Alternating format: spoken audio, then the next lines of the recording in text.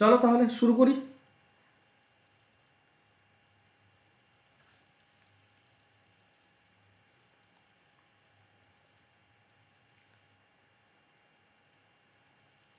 ওকে, একদম প্রথম প্রশ্ন থেকে। প্রথম প্রশ্ন দেখতে পাচ্ছ আশা করছি। দাঁড়া একটু বড় করে দিই, সুবিধা হবে। দেখো, বলা হয়েছে একটি 900 গ্রামের শরবতে 65% চিনি আছে। কতটা জল বাষ্পীভূত হলে দ্রবণের চিনির পরিমাণ 75% হবে?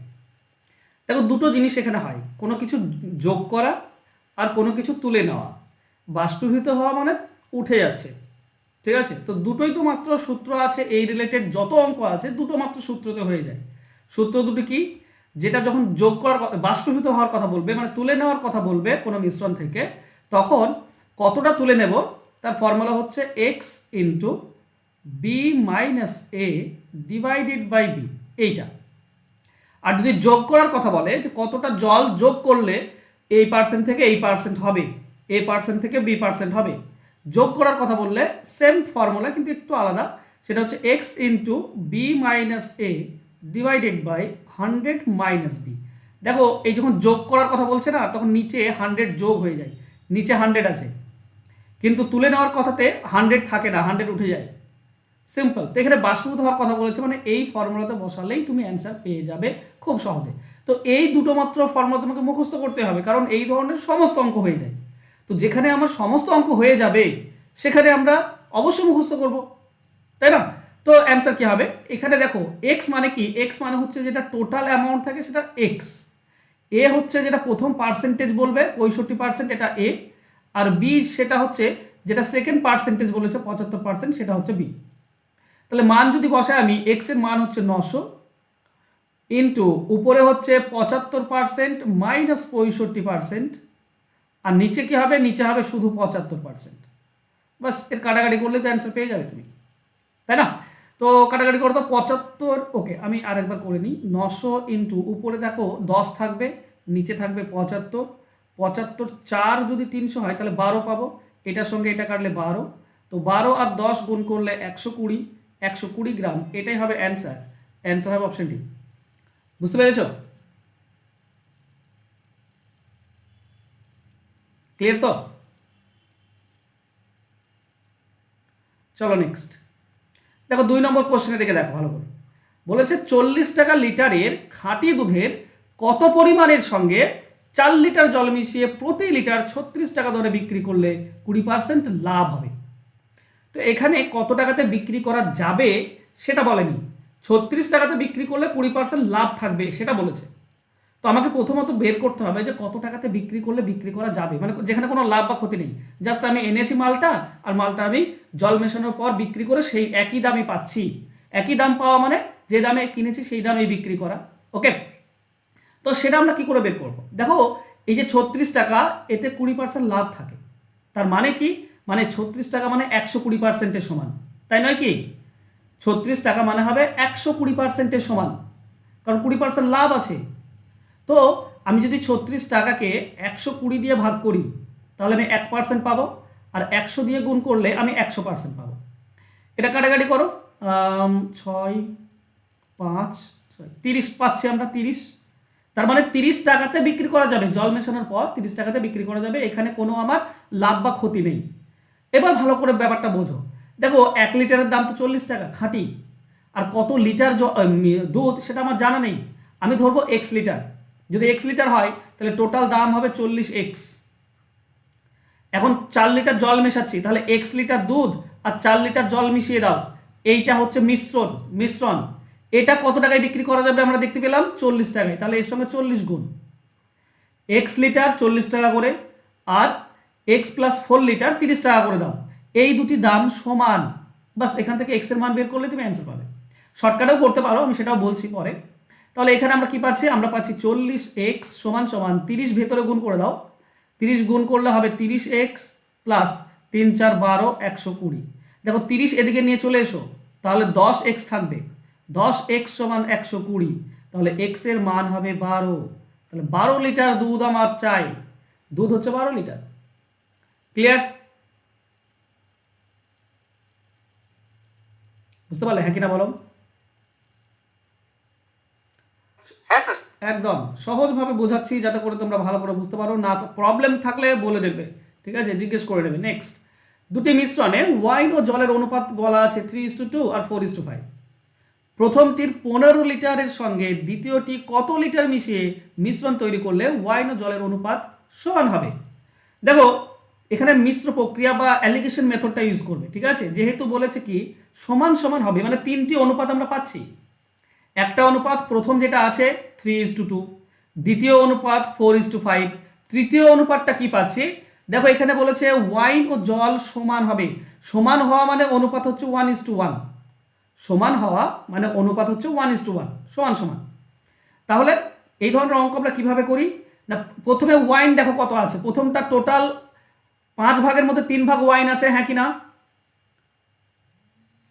3:2 আছে, 3:2, তার মানে 5 ভাগের মধ্যে 3 ভাগ হচ্ছে ওয়াইন। আর দ্বিতীয় হচ্ছে 9 ভাগ, এই 9 ভাগের মধ্যে 4 ভাগ হচ্ছে ওয়াইন। আচ্ছা মাঝে আমরা মিক্স দেব, মিক্সটা কত? 1:1, 1:1 মানে কি 2 ভাগের মধ্যে 1 ভাগ, এটা 1 ভাগ এটা 1 ভাগ, তাহলে আমরা ওয়াইন লিখতে পারি 2 ভাগের মধ্যে 1 ভাগ, বাস এটা হয়ে গেল। এই নিচে যে 5, 9 আর 2 আছে এর লসাগু গুণ করে দাও সবার সঙ্গে, তাহলে আমরা পূর্ণ সংখ্যায় পেয়ে যাব। দেখো 90 হবে লসাগু, তো প্রথমটার সঙ্গে 90 গুণ, এটার সঙ্গে 90 গুণ, আর এটার সঙ্গে 90 গুণ করে দাও। দেখো এখানে তুমি যদি 90 গুণ কাটাকাটি করো না, তো 5 আর 90 তো 18 হয়, তো 18 3 54 পাবে তুমি। দ্বিতীয়টা এটার সঙ্গে এটা কাটলে 10, 10 4 40 পাবে। আর মাঝেরটা কত হবে কাটাকাটি করলে 45, কোনাকুনি বিয়োগ করে দাও, অনুপাত পেয়ে যাবে। 54 আর 45 9, 40 আর এটা 5, তো 5:9 এই অনুপাতে মেশানো হয়েছে। এখন দেখো বলেছে কি প্রথমটি কত মেশানো হয়েছে,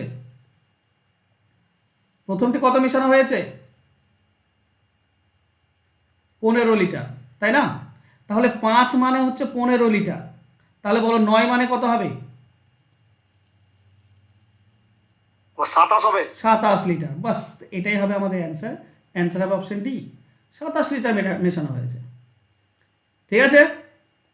তো সব সময় যখনই দুটি অনুপাত কত অনুপাতে মেশালে সমান সমান হবে যদি বলে দেয়, তো অ্যালিগেশন মেথডটা ইউজ করবে, সব থেকে সহজে পেয়ে যাবে। নেক্সট দেখো বলা হয়েছে ডেটল জলে, একটি ডেটল জলের মিশ্রণে 40% ডেটল আছে, আরও 5 লিটার ডেটল মেশালে ডেটলের পরিমাণ হবে 50। তবে প্রথমে পাত্রে কত পরিমাণ ছিল? আজকেই তোমাদেরকে করালাম, প্রথম অঙ্কটাই ছিল যেখানে আমি এটার ব্যাখ্যাটাও দিলাম তোমাদেরকে, যেখানে মেশানোর কথা বলছে। দেখো এখানে মেশানোর কথা বলছে না, তো মেশানোর ফর্মুলা কি বললাম? X into B minus A divided by 100 minus B, এইটা যেটা মেশাতে হয়। আচ্ছা এখানে বলেই দিয়েছে কোনটা মেশাতে হয়, 5 লিটার মেশানোর কথা বলছে, তাহলে এইটা মানেই হচ্ছে 5 লিটার, এটা মানেই হচ্ছে 5 লিটার, তাই না? এবার এক্স এর মান তো দেওয়াই আছে, এক্স এর মানটা বের করতে হবে, তো এক্স এর মান রেখে দিলাম, ইন্টু বি মানে সেকেন্ড পার্সেন্টেজ 50 মাইনাস এ মানে প্রথম percentage divided by 100 minus B, B মানে হচ্ছে 50, ঠিক আছে। এখানে এক্স আমাদেরকে বের করতে হবে, এ মানে প্রথম পার্সেন্টেজ বলা আছে 40 আর বি হচ্ছে সেকেন্ড পার্সেন্টেজ 50, সমান সমান কত? 5। তাহলে আমরা কি পাই? আমরা পাই এক্স ইন্টু উপরে 10 নিচে 50 ইন্টু সমান সমান 5। তাহলে এক্স এর ভ্যালু কি হচ্ছে? 5।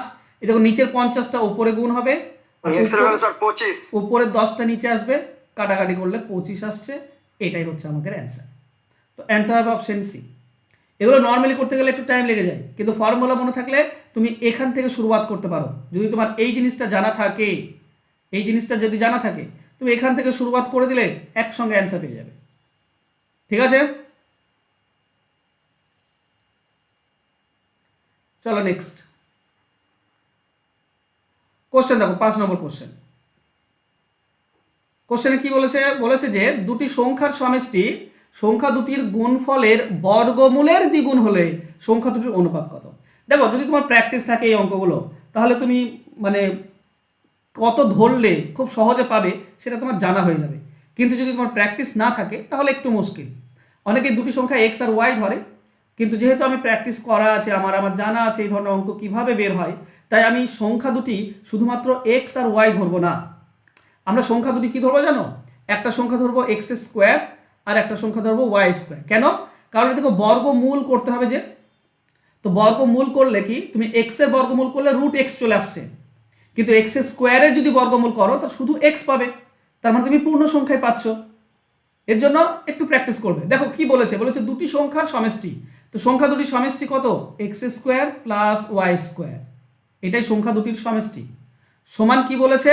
সংখ্যা দুটির গুণফলের বর্গমূলের দ্বিগুণ। তো সংখ্যা দুটির গুণফল কত হবে? X square into Y square, এর বর্গমূল তার দ্বিগুণ, তো দুই গুণ করে দিলাম, এইটা সমান তাই বলেছে। তাহলে আমরা পাচ্ছি কি? আমরা পাচ্ছি দেখো X square plus Y square minus, এইটা যদি তুমি দেখো তো রুটের জন্য স্কোয়ারগুলো উঠে যাবে, তো শুধু 2x থাকবে, তাই না? এই ভেতরটা রুটের জন্য স্কোয়ার উঠে যায়, শুধু 2xy থাকবে। তো সেটা যদি এদিকে নিয়ে এসো তো মাইনাস 2xy সমান সমান 0। এবার বলো তো এটা একটা ফর্মুলা না? A square plus B square minus 2 হেবি, কার ফর্মুলা? এ মাইনাস বি তার হোল স্কোয়ার, এটার ফর্মুলা। এটা সমান 0। দুই পক্ষ রুট করলে আমরা কি পাই? X minus Y 0। তাহলে এক্স এর মান কি হবে? এক্স এর মান হবে ওয়াই।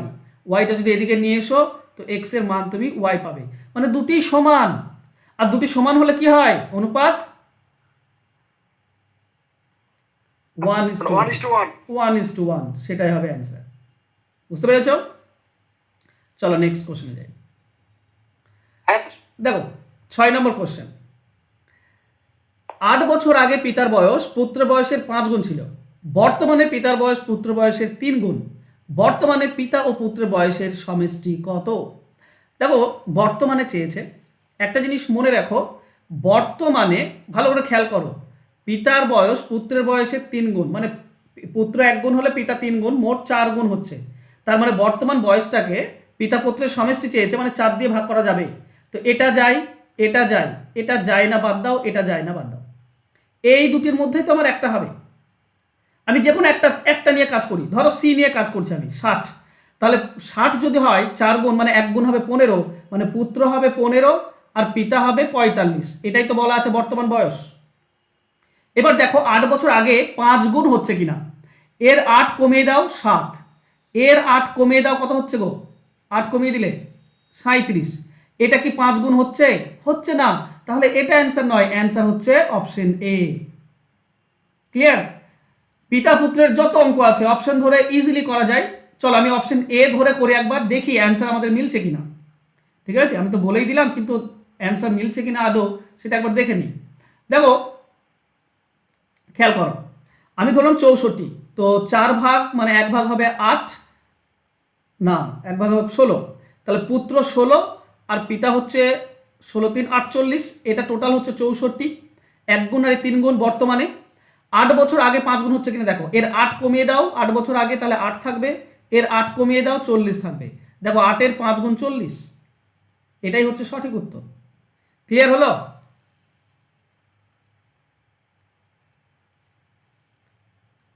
হ্যাঁ স্যার। নর্মালি করা দরকার আছে? না স্যার। ওকে, চলো নেক্সট। একটি ছাত্র 15টি সংখ্যার গড় নির্ণয় করার সময় ভুলবশত একটি সংখ্যা 72 স্থানে 27 ধরে গড় পেল, সংখ্যাগুলির প্রকৃত গড় কত? আমাকে সোজা কথায় একটা বাংলা ভাষায় উত্তর দাও, প্রকৃত গড় বেশি হবে না কম হবে? বেশি হবে। বেশি হবে। বাহ, পরিকৃত গড় কম হবে স্যার। না বেশি হবে, কারণ 72 জায়গায় 27 ধরে এটা পেয়েছে, তো 27 মানে কম ধরেছে, কম পেয়েছে। যদি 72 ধরতো তাহলে বেশি পেত, তাহলে প্রকৃত গড়টা বেশি হবে। তার মানে প্রকৃত গড় হবে 52, এর থেকে বেশি, তো প্লাস হবে।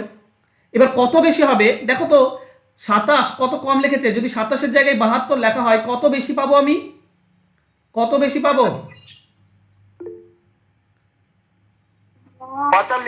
45 বেশি পাবো। তার মানে এই 45 এই 15 জনের মধ্যে তাহলে ভাগ হয়ে যাবে। তো 45 যদি 15 জনের মধ্যে ভাগ হয় তাহলে প্রত্যেকের কত করে বাড়বে? 3 করে বেড়ে যাবে। তার মানে তাদের গড় যদি 3 বেড়ে যায় তাহলে গড় হয়ে যাবে কত? 55। অ্যান্সার হবে অপশন সি। ঠিক আছে, ক্লিয়ার সবার? শুধু খেয়াল করবে যে প্রকৃত গড়টা বেড়ে যাবে না কমে যাবে। যদি কমে যেত তাহলে আমরা কি করতাম, মাইনাস করতাম। এ আবার কি হয়ে আছে, 8 9, ওকে। কার মাইক অন হয়ে আছে, মাইক্রোফোন অফ করো। এটুকু কেন তোমাদেরকে বলতে হচ্ছে? শিবরাম, তোমার মাইক্রোফোন অন হয়েছে, বন্ধ করো। চলো নেক্সট। একটি ঘড়িতে 3টার সময় 3টি ঘন্টা পড়তে 3 সেকেন্ড সময় লাগে। তাহলে 9টার সময় 9টা ঘন্টা পড়তে কত সেকেন্ড সময় লাগবে? খুবই সহজ। এই ধরনের অঙ্কের ক্ষেত্রে টি কে কমাতে হয় একটি করে। তাহলে 3টি ঘন্টা বলেছে 2টি ঘন্টা, আবার 9টা ঘন্টা বলেছে, আমরা বের করব 8টি ঘন্টা, তাহলে আমরা অ্যান্সার পেয়ে যাব। একটি করে ঘন্টা কমে যাবে একদম কোনো নির্দ্বিধায়। ঠিক আছে, তাহলে আমরা পাচ্ছি 2টি ঘন্টা বাজতে 3 সেকেন্ড। তাহলে একটি ঘন্টা বাজতে 3/2, তাহলে 8টি ঘন্টা বাজতে 8 গুণ হয়ে যাবে, তার মানে 12 সেকেন্ড। এটাই হবে সঠিক উত্তর। অ্যান্সার হবে অপশন ডি। ক্লিয়ার? হ্যাঁ স্যার, ক্লিয়ার। চলো নেক্সট। এখানে তো কেটে গিয়েছে, 9 নম্বরটা কেটে গিয়েছে। ওহো হো, চলো যদি তোমরা মনে রাখতে পারো খুব ভালো হয়। আচ্ছা আমি ছোট করে দিই, তাহলে তো চলে আসবে। ওকে, এটা প্লাস এটা, ঠিক আছে। চলো, বলেছে কি পিতা ও মাতার বয়সের গড় 45, তাদের কন্যার বয়স যোগ করা হলে 3 জনের বয়সের গড় হয় 35। কন্যার বয়স কত? বলো দেখি এটার অ্যান্সার তোমরা। 15। 15, বাহ। দেখো পিতা মাতার গড় 45, তাহলে পিতা এবং মাতার টোটাল কত হচ্ছে? টোটাল হচ্ছে 90। টোটাল হচ্ছে 90। এখন যদি পুত্র যোগ করে দাও, মানে পিতা মাতা প্লাস মেয়ে যদি যোগ করে দাও, তাহলে গড় 45। তো 3 জনের 35 গড় হলে টোটাল কত হবে? 105। তাহলে দেখো 2 জনের 90 আর 3 জনের 105, তাহলে যদি আমরা বিয়োগ করে দিই তাহলে মেয়ে পড়ে থাকে, পিপি এটা কেটে যাবে, বিয়োগ করলে শুধু মেয়ে পড়ে থাকবে। মেয়ের বয়স কত হবে? 105 থেকে 90 বিয়োগ করলে 15 বছর। তো অ্যান্সার তোমরা মুখে মুখে করে দিয়েছো, ওয়েল ডান। তো 15 সঠিক উত্তর হবে, অপশন এ হবে সঠিক উত্তর। চলো নেক্সট, 10 নম্বর অঙ্কে এসো। দেখো বলেছে 3টি সংখ্যার গড় 63। প্রথম সংখ্যা দ্বিতীয়টির দ্বিগুণ এবং দ্বিতীয় সংখ্যাটি তৃতীয় সংখ্যার 3 গুণ। বৃহত্তম সংখ্যাটি কত? চলো বের করো।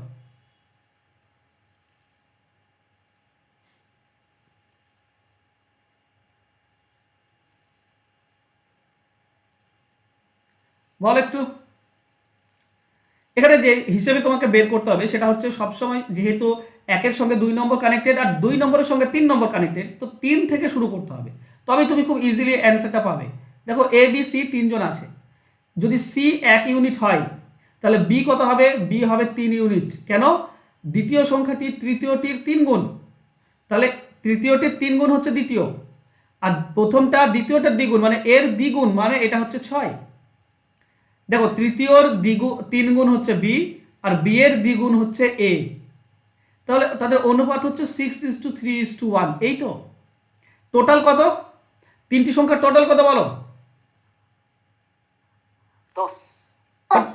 10। হ্যাঁ 3টি এখানে টোটাল, ওখানে কত টোটাল? অরিজিনালি কত টোটাল? 189। 189। 63 গড় 3 জনের, তাহলে টোটাল হবে 189। এর মধ্যে বৃহত্তম চেয়েছে, মানে 6 বের করতে বলেছে। এখানে টোটাল 10 ভাগের মধ্যে 6 ভাগটা বের করতে বলেছে। 10 ভাগের মধ্যে 6 ভাগ, বাস বের করো, আমরা অ্যান্সার পাবো। তাহলে উপরটা গুণ করে দাও, 6 9 54, 4 হাতে 5 থেকে, 8 6 48 আর 5 যত সম্ভব 53 হয়। তো বুঝতে পারছো 10 আছে মানে একটা সরে আসবে দশমিক, 3 পাবো এককের ঘরে, তার মানে অপশন বি উত্তর হবে। তুমি পুরোটা করতে পারো, তোমার ব্যাপার। এবার হাতে 5, 6 1 6 আর 5 11, ঠিক আছে। 1 ঘর দশমিক সরে আসবে, কারণ দশমিক 10 আছে নিচে, তো 1 ঘর দশমিক সরে আসবে। দেখো ব্যাপার হচ্ছে তোমার তো এই অ্যান্সারটুকুনি দরকার, তোমার তো এমন নাই যে এই পুরোটা তোমাকে দেখাতে হবে স্যারকে। তুমি যখন 4.3 পেয়ে গেলে, তো 4.3 যেটা আছে সেটা আমরা অ্যান্সার করে দেবো, আর করারও দরকার নেই। পরীক্ষার হলে আর করবেও না, দরকার নেই করার। নেক্সট। ও বাবা, একটা বড় অঙ্ক দিয়েছে। চলো 11 নম্বর অঙ্ক, খেয়াল করো। এক ব্যক্তির বছরের প্রথম 4 মাসের মাসিক গড় বেতন হচ্ছে 3300 টাকা, পরের 3 মাসের গড় হচ্ছে 2320 টাকা, আর শেষ 5 মাসের গড় হচ্ছে 2730 টাকা। যদি বছরে মোট সঞ্চয় 1470 টাকা হয় তাহলে মাসিক গড় কত? এই ধরনের অঙ্ক তোমাদেরকে শুধুমাত্র দেয় তোমাদের সময় নষ্ট করার জন্য, শুধুমাত্র তোমাদের সময় নষ্ট করার জন্য। দেখো এটা 4 মাসের বেতন, তাহলে 1 মাসে কত হবে? টোটাল কত হবে? 0 0 3 4 12 2 হাতে 1 থেকে 3 4 12 একে 13, 13,200 টাকা। এটা 3 মাসের বেতন, 3 মাসের টোটাল কত হবে? 3 0 0 3 2 6 3 3 9 3 4 3 2 6, 6,960 টাকা। এটা 5 মাসের বেতন, তাহলে টোটাল কত হবে? 5 0 0 5 3 15 5 হাতে 1 থেকে 5 7 35 1 36 3 5 2 10 10 আর 3 13। ঠিক করলাম? ওকে, এটা টোটাল কত? এটা টোটাল খরচ, কিন্তু তার আয় মানে কি? আয় মানে হচ্ছে তোমার খরচ প্লাস সঞ্চয়, খরচ প্লাস সঞ্চয়, তবেই তো তার আয়, তাই না? তো এটা তো খরচ পেলাম, সঞ্চয় কই? সঞ্চয়টাও যোগ করে দাও, 1470। বাস, এবার তুমি যোগ করলে টোটাল ইনকামটা বা আয়টা পাবে। এখানে কত পাচ্ছ? 0 11 18 8 হাতে 1 থেকে 3 12 12 আর 10 22 2 2 থেকে 5 11 11 আর 4 15 5 হাতে 1 থেকে 3 35,280। এটা 12 মাসের টোটাল ইনকাম। তাহলে এটার খরচ কত, মানে মাসিক আয় কত? তো মাসিক মানে 12 দিয়ে ভাগ করে দিলে পেয়ে যাবে, তাই না? তাহলে আমরা কি পাচ্ছি? 12 3 34, 12 2 24 থাকছে 9 92, 12 7 84। তো দেখো 27 দিয়ে কোনটা আছে? একটাই আছে, তো অপশন এ উত্তর হবে। বুঝতে পারলে? হ্যাঁ কিনা বলো? হ্যাঁ স্যার। 12 2 24 থাকে 9 92, 12 7 84, একটাই আছে 27 দিয়ে, এটাই অ্যান্সার হবে 27 40। অপশনে তো আমি একটাই দেখতে পাচ্ছি। ক্লিয়ার? এগুলো সময় নষ্ট করার জন্য তোমাদেরকে দেয়, কঠিন অঙ্ক তো নয়, জাস্ট সময় নষ্ট হবে তোমাদের, তাই। চলো নেক্সট কোশ্চেন, এটা একটু মজার কোশ্চেন, বোঝো। দুটি পাইপ দ্বারা একটি জলের ট্যাঙ্ক যথাক্রমে 15 ঘন্টা ও 12 ঘন্টায় ভর্তি হয় এবং তৃতীয় একটি নল দ্বারা 4 ঘন্টায় খালি হয়। তিনটি পাইপ যথাক্রমে 8 9 এবং 11টার সময় চালু করা হয়, কখন ট্যাঙ্কটি খালি হবে? বলো কমন টাইম কি? এই ধরনের অঙ্কের ক্ষেত্রে কমন টাইম খুঁজতে হয়, যে সময় তিনটি নলই খোলা থাকবে।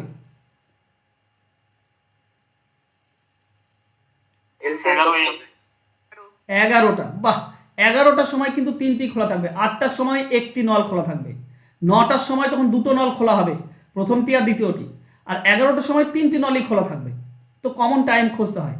তো দেখো প্রথম নল এ নল যে পূর্ণ করে সে 15 ঘন্টায় পূর্ণ করে, বি নল যে পূর্ণ করে সে 12 ঘন্টায় পূর্ণ করে, আর সি নল যে খালি করে সে 4 ঘন্টায় খালি করে। এদের লসাগুটা ধরবো আমরা, টোটাল জল সেটা হচ্ছে 60। বলো এ 1 ঘন্টায় কত পূর্ণ করবে? 15 4 60 হয়, 12 5 60, তো বি 5, আর সি খালি করছে, সি কত খালি করছে? 15 ইউনিট খালি করে।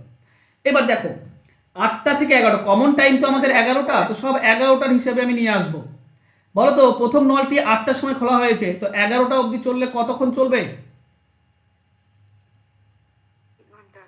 3 ঘন্টা। 8টা থেকে 9টা, 9টা থেকে 10টা, 10টা থেকে 11টা, 3 ঘন্টা চলবে। 3 ঘন্টাতে কত করবে? 12। এটা এই দ্বিতীয় নলটা খোলা হয়েছে 9টার সময়, তো 9টা থেকে 11টা ক ঘন্টা চলবে? 2 ঘন্টা।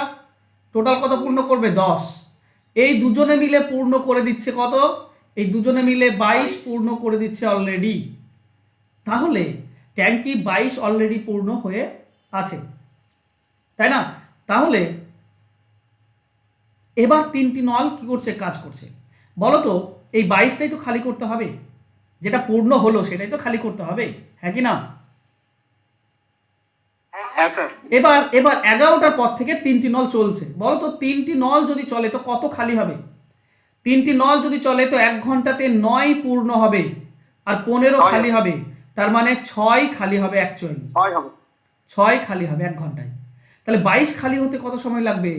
22 খালি হতে 22/6, তার মানে আমরা পাই 11/3।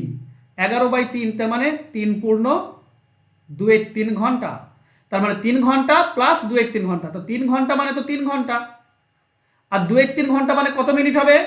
60 গুণ করলে পেয়ে যাবে 40 মিনিট।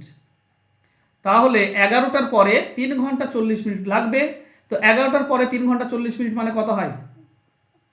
ওই 1:40। এই 11টা 2:40। 2:40, 2:40 মিনিটে ট্যাঙ্কটি খালি হবে। ক্লিয়ার?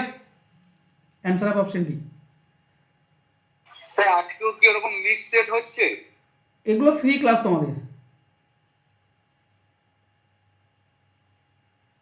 ফ্রি ক্লাসগুলো হ্যাঁ বলি চ্যাপ্টার ওয়াইজ না মিক্স? মিক্স চ্যাপ্টার ওয়াইজ নয়, মিক্স। ওহো হো, দেখো 13 নম্বরটা কেটে গিয়েছে আবার। 13 নম্বরটা কোথায় আছে? এখানে আছে।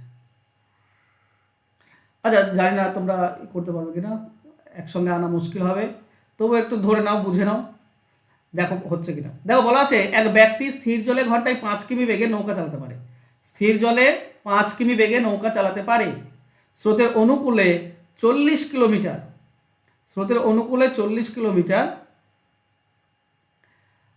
40 কিমি যেতে যে সময় লাগে, স্রোতের প্রতিকূলে 40 কিমি যেতে তার 3 গুণ সময় লাগে।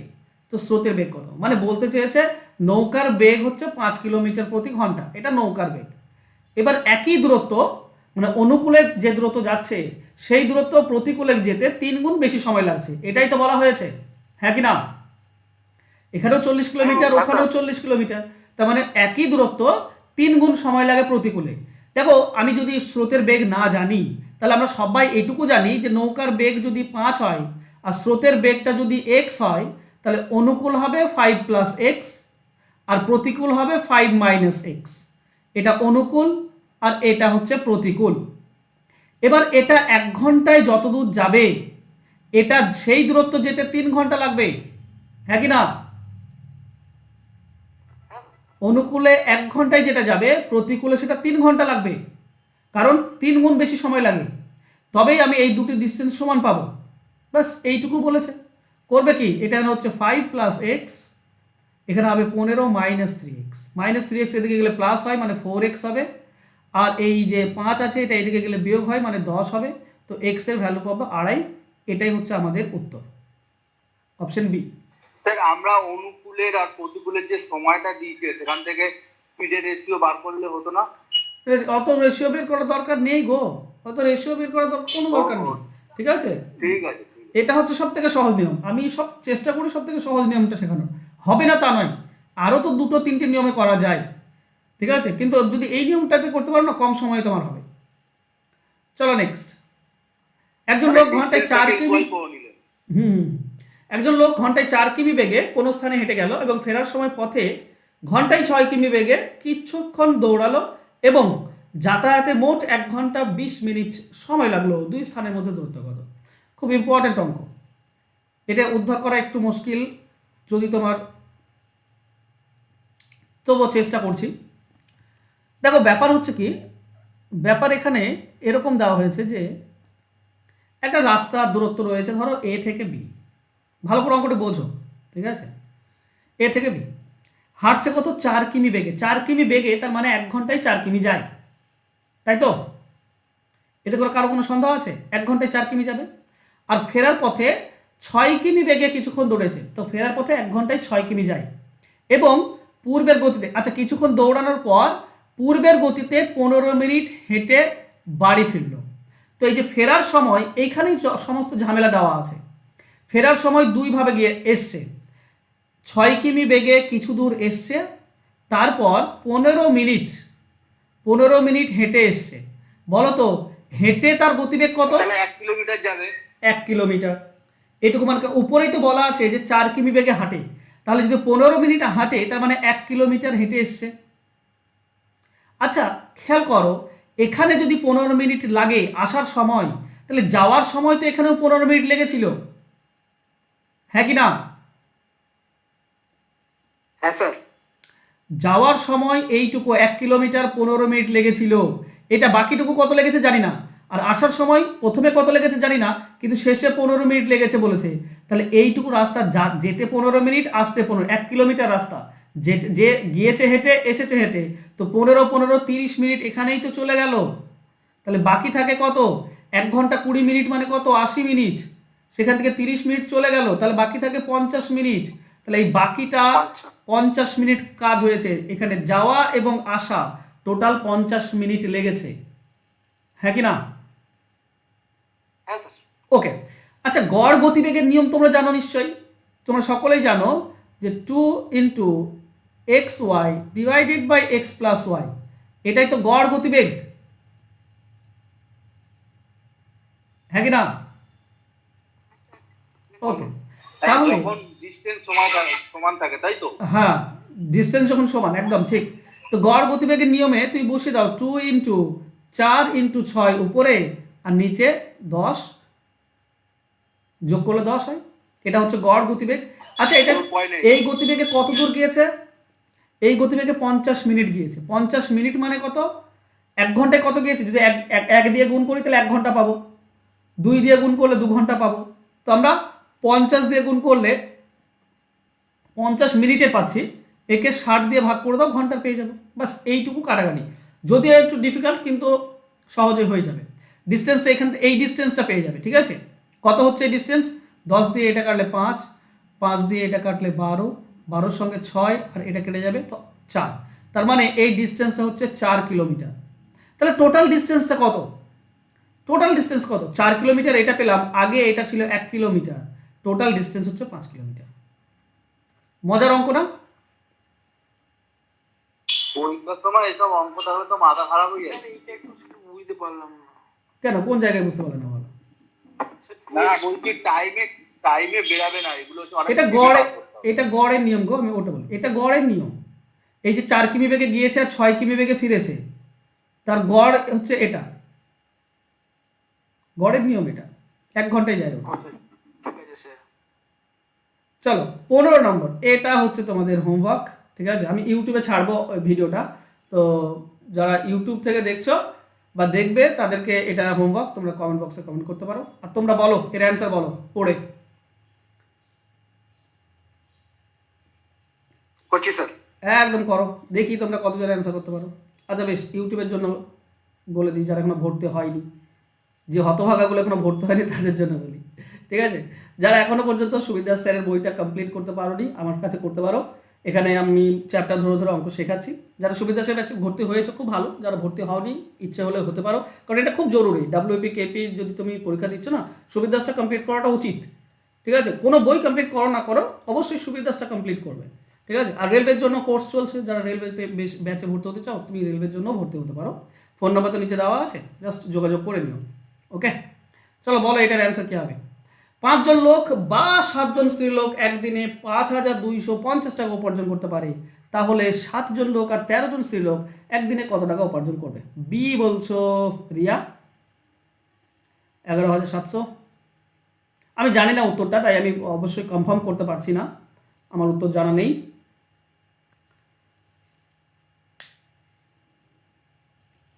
আর কেউ? ওকে, চেষ্টা করবে বাড়িতে, অসুবিধার কিছু নেই, ঠিক আছে? চলো ঠিক আছে, তাহলে দেখা হবে। আজকে তোমাদের ক্লাস আছে, ঠিক আছে? যারা সুবিদাসের ব্যাচটার ক্লাস আছে 7:30টার সময় চলে এসো, আর রাত্রে জ্যামিতি ক্লাস আছে, ঠিক আছে? জ্যামিতির ক্লাস চলে এসো। ওকে চলো, বাই।